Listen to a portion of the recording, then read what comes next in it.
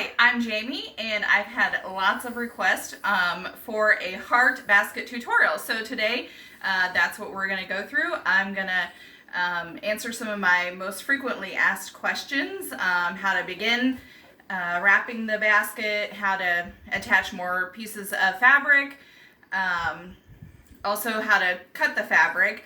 I have lots of requests. Do you measure? Do you not measure? How wide do you need to make it? How do you attach a second piece of clothesline if you need it? So we're going to go over lots of things today. We're going to go start and cut some fabric. I have some cut up, but I need to get some more. So let's go to the table. What I do, this is the...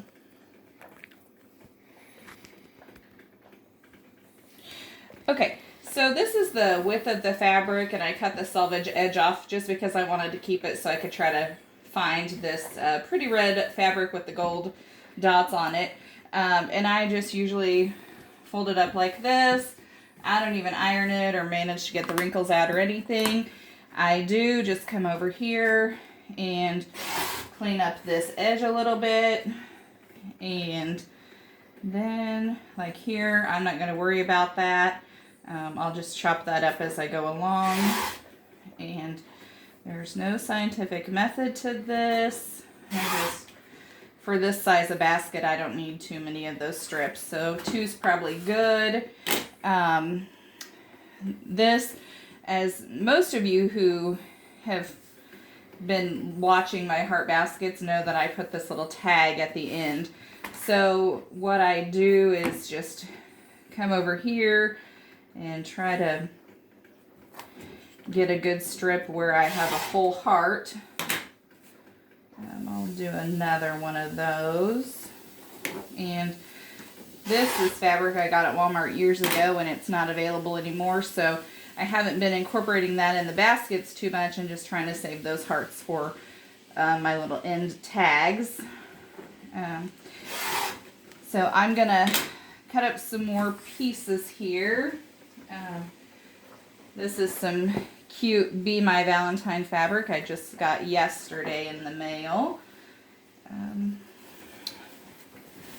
As you can see, this is quite a large piece, and I still just will take it and fold it over like this, kind of straighten up my end here, and just cut some strips however wide I feel like. About 3/4 of an inch to an inch is a good width if you want to measure them when you're starting out, but that's good for that one. I'm going to cut up some more fabric, and then we'll go start wrapping. Okay, so this is where the wrapping station is, so to speak. I have this ottoman that I bought several years ago, and Burton, if you'll come down here and look, it kind of has this little edge on it, and that's what I attach my clothesline to as I'm wrapping. So you'll see more of that here in a few minutes. Many of you ask if I use a collection because you like all the colors that I use, and the answer is not generally. Most of the time I just have out tons. As you can see, I have piles here of different fabrics that I think look good together. One thing that I do use is these little mini binder clips. You'll see as I am wrapping what I do with those. So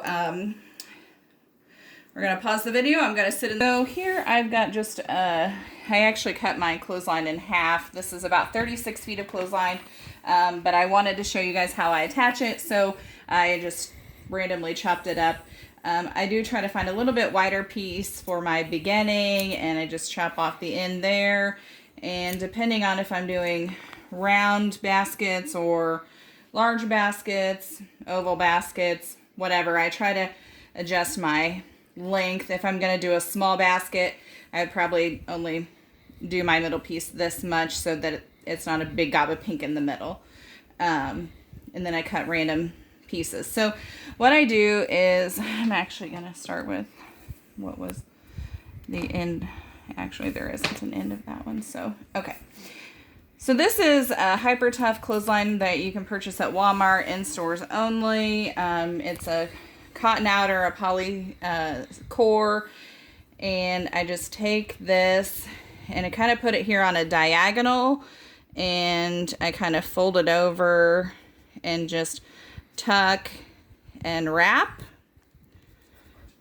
And you can kind of see there how I've just wrapped that up, and it doesn't require you to glue or tape or anything like that. If you want to, if you're worried that it's going to come apart while you're wrapping, you could stick a binder clip or some other sort of clip on there, but I don't. Another thing that I've mentioned to other folks about this clothesline is how to get it stiffer. So what I do, as you've probably noticed I've already done some, as I'm wrapping, I pull this down, just pull on it. So it kind of stiffens that up. So you get a stiffer basket in the end. And I just do this. I try to, my binder clips, I have a few here that are still pretty tight, and that's not one of them. They do get worn out, so you have to replace them every now and again.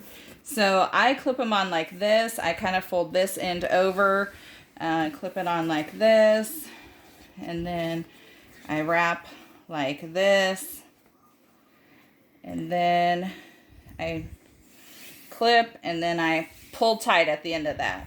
Pull it down, and then I reposition like this, and I just try to do random things. So next I might choose this gray plaid, and then so I take this piece and kind of overlap it like this and just tuck and wrap like this.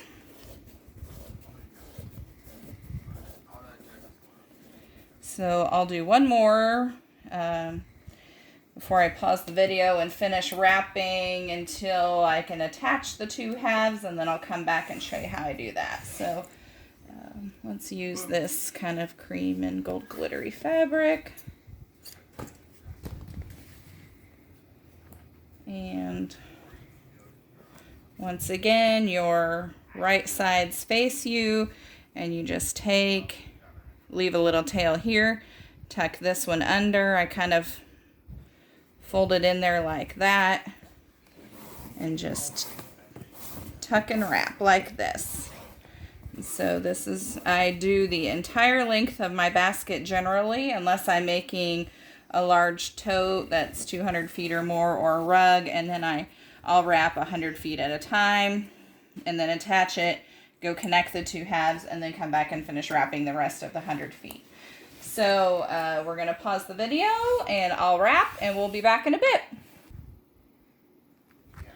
Okay, I've come to the end here, and as you can see, the clothesline ends, the inner core ends right here. When you pull that down and tighten it, there's always some outer core left over at the end.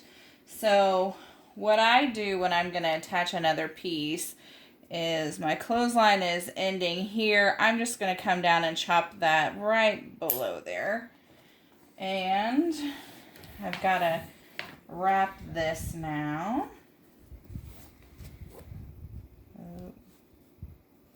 Sometimes I let go of it too soon.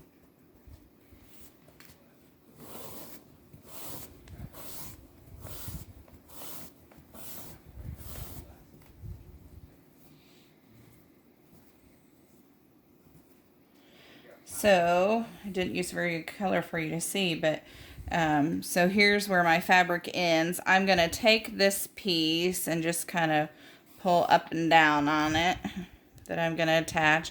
I'm just going to kind of tuck it in there and wrap my fabric around it like this. And then those binder clips that I have sitting up here, I do just kind of put one on there to make sure they don't come apart until I sew it together. And that's it for attaching the two pieces. I'll wrap another piece on here. So as you can see, I just kind of am gentle with this until I get down to the next, get that extra binder clip out of my way. And I always take the one off of there and put it up there just to give it extra staying power. And just keep wrapping.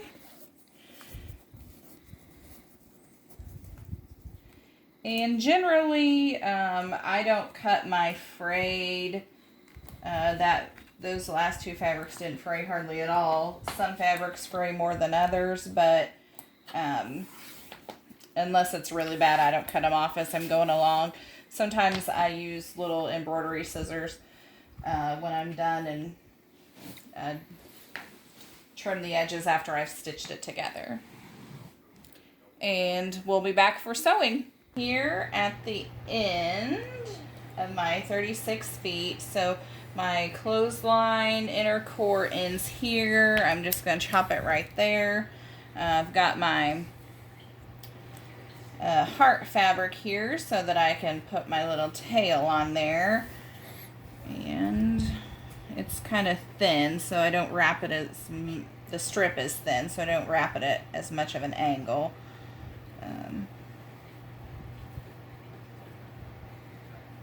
And then I just put a clippy there on the end, and I've got my heart right there. When I stitched that, if I thought it was not going to give me enough room, I could cut my clothesline core back just a little bit, but that should be good.